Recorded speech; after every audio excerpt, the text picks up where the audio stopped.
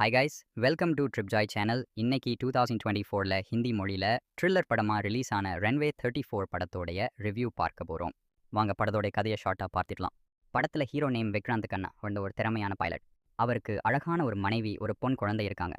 அவர் குழந்தைக்கு வார்ட்டே வர நேரத்துல இவர் துபாய்க்கு பயணம் மேற்கொள்ள வேண்டிய சூழல் ஏற்படுது. குழந்தைகிட்ட கண்டிப்பா அவன் ஃபார்ட்டேக்கு வந்துடுறேன்னு சொல்லிட்டு துபாய்க்கு போறாரு. அங்க கொஞ்ச நாள் இருந்துட்டு திரும்ப துபாயில இருந்து கொச்சிக்கு பயணம் மேற்கொள்ளணும். அவர் பயணம் செய்ய மேற்கொள்ள இருக்க முதல் நாள் பார்ட்டியில கலந்துட்டு ட்ரிங்க்ஸ் சாப்பிட ரெஸ்ட் இல்லாமல் மறுநாள் ஏர்போர்ட்டுக்கு போய் கேட்லாக் பார்த்துட்டு உடனே கொடுக்க ஆபீசர்ஸ் அதுக்குள்ளேயும் படிச்சிட்டிங்களா கேட்க ஆமான்னு சொல்லிட்டு ஃப்ளைட்டுக்கு போகிறாரு. அவருக்கு துணை பைலட்டாக டானியா ஆல்பகர்கி இருக்கிறாங்க. அவர் கண்ணா ரொம்ப சோர்வாக இருக்கிறத பார்க்குறாங்க. இப்போது துபாயில் இருந்து கொச்சிக்கு ஃப்ளைட் புறப்படுது.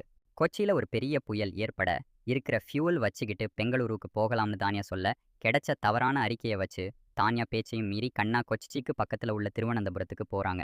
ஆனால் அங்கேயும் கடுமையான புயல் நிலவ திரும்ப பெங்களூர் போக அவங்க கிட்ட ஃபியூவல் இல்லாமல் போக அங்கேயே தரையிறங்க முடிவு பண்ணுறாங்க.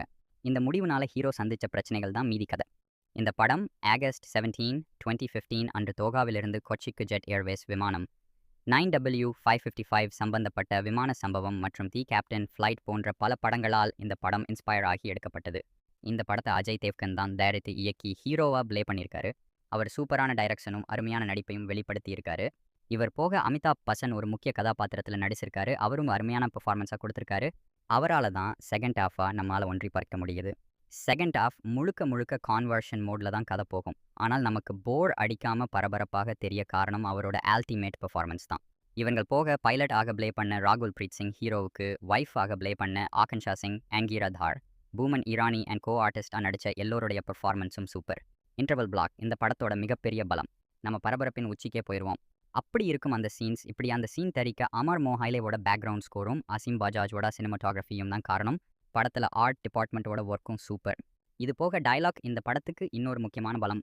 என்ன செகண்ட் ஹாஃப் ஒரு கோர்ட் ரூம் ட்ராமாவாக கதைக்களம் போகும். கோர்ட்டில் எப்படி வாதாடுவாங்களோ அதே மாதிரி வாதாடுற மாதிரி வசனங்கள் ப்ராப்பராக ஆக்யூரேட்டாக இருக்கும். ஹீரோவுக்கு ஒரு திறமை இருக்கும். அதை வச்சு கிளைமேக்ஸில் காட்சிப்படுத்தி இருப்பாங்க. அது பார்க்க அவ்வளோ சூப்பராக இருக்கும்.